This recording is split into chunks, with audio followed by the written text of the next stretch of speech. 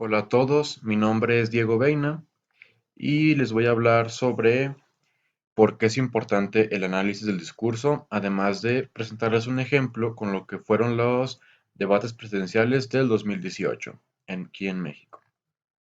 Para empezar, la materia de análisis del discurso está considerada como una disciplina transversal o transdisciplinaria, lo cual es fundamental en carreras como lo es la de la comunicación. Saber analizar los discursos y los elementos que rodean la comunicación posibilita definirlos de manera unánime y verdadera. El análisis del discurso estudia la dimensión interactiva e intersubjetiva del uso del lenguaje, mediante la investigación y el análisis de datos reales.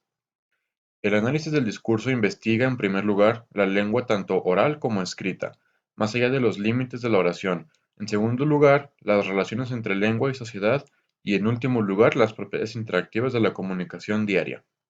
De este modo, resulta objeto de estudio la totalidad de los enunciados de una sociedad, tanto de manera oral como escrita. Mm, A continuación, te voy a presentar lo que es un ejemplo de cómo sería un análisis correcto del discurso, hablando sobre los debates presidenciales que se llevaron a cabo en la jornada electoral del 2018. Para empezar, fueron cinco los candidatos presidenciales. Primero, Andrés Manuel López Obrador, el candidato de izquierda del partido Morena, el cual tenía 64 años de edad y buscaba por tercera vez la presidencia. Para Obrador, la solución a los problemas de México es acabar con la corrupción y la pobreza. Su imagen serena, su austeridad y la determinación han hecho que sus adversarios lo tachen como mesiánico y populista. Según algunos de sus detractores, su eventual presidencia enfocada al socialismo conduciría al país a una situación similar a la de Venezuela. Su postura frente a los privilegios de empresas y altos funcionarios ha generado una batalla frontal contra varios empresarios. En segundo lugar tenemos a Ricardo Anaya, el cual era el más joven de los contendientes con apenas 39 años. Se ubicaba en el partido Acción Nacional, es decir, el PAN, de derecha y diputado local y federal por el sistema de listas. Así como varios medios lo han tachado de traicionero y ambicioso, con lo cual explican su rápida escalada en la política. Su candidatura estuvo marcada por una crisis en el interior del PAN, tras la cual sumó fuerzas con el Partido de la Revolución Democrática, el PRD, de izquierda. Su manera de volverse el candidato de su partido lo enfrentó a Margarita Zavala, esposa del expresidente Felipe Calderón, provocando una ruptura interna con la que algunos de los dirigentes de derecha se acercaron al candidato del PRI. El tercero sería José Antonio Meade, el candidato del partido gobernante que era el PRI, es decir, el antiguo con Peña Nieto, de centro-derecha. Fue arropado por los funcionarios del gobierno de Enrique Peña Nieto, algunos de los cuales dejaron sus cargos para unirse a la campaña. Esta se basaba en hacerlo ver como un ciudadano limpio con una amplia trayectoria en la administración pública. Intenta acercarse a las bases a través de un lenguaje plegado de argot popular, al igual que Anaya, y ha apostado por atacar a López Obrador y convocar al voto útil para vencerlo.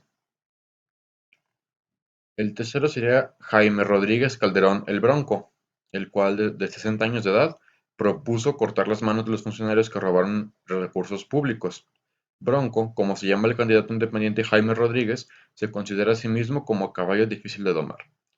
En 2016 se convirtió en el primer candidato independiente en ganar la gubernatura de un estado. Lo hizo Nuevo León, que ocupa el tercer sitio en aportación del PIB a la economía del país, pero que también es una entidad dominada por la inseguridad. En sus participaciones públicas se muestra irrespetuoso y gracioso. Su aparición en las boletas electorales del 1 de julio se debió a una decisión del Tribunal Electoral después de que se detectaran inconsistencias en las firmas que se presentó ante el INE para apoyar su campaña, lo que es un requisito para los candidatos. La quinta candidata fue Margarita Zavala, la ex primera dama de México y esposa de el antiguo presidente Felipe Calderón. Renunció a la candidatura de la presidencia de México tras el primer debate que se realizó. Posterior a eso, optó por hacer el debate presidencial más corto. La candidata renunció y nunca fue una contendiente fuerte por ocupar la presidencia de México y se peleaba el penúltimo y último lugar de aprobación con el Bronco. Ahora que ya tenemos bien definidos a estos cinco personajes que fueron los candidatos a la presidencia de México, Ahora pasaremos a lo que fueron los elementos lingüísticos de cada uno. Fungieron como moderadores de los debates Denise Marker, Azucena Ursetti y Sergio Sarmiento.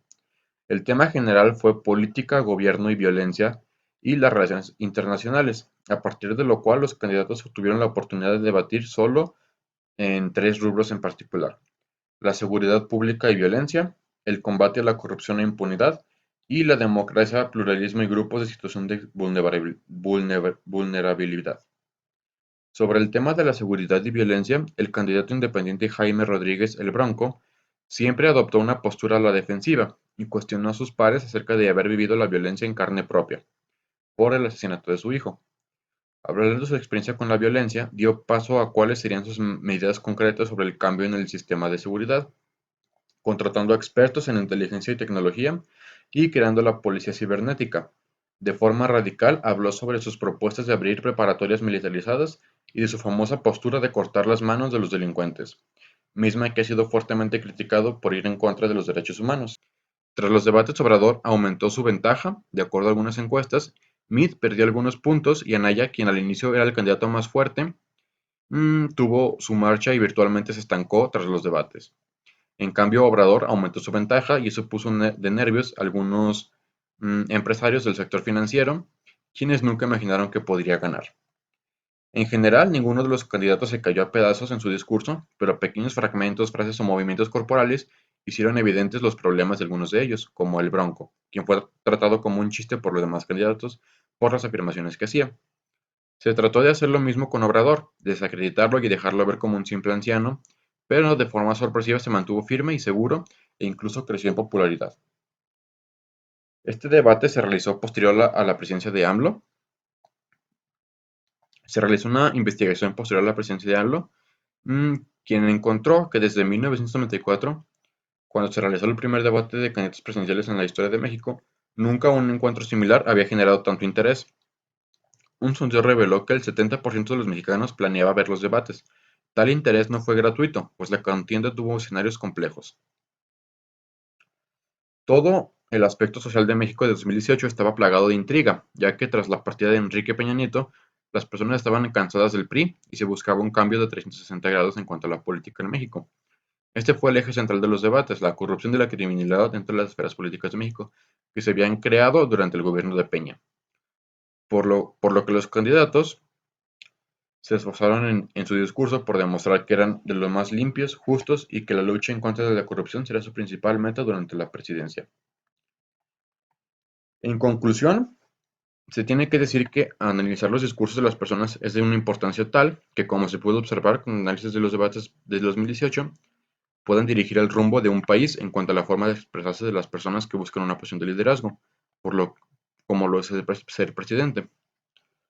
El análisis del discurso ha logrado una importante aceptación en las ciencias humanas y sociales, y en la lingüística se trata de un movimiento que en su origen dice relación con la necesidad de estudiar el lenguaje en uso, es decir, emisiones emitidas de real manera por los hablantes, superando el principio de inmanencia tan pronto como lo es la lingüística.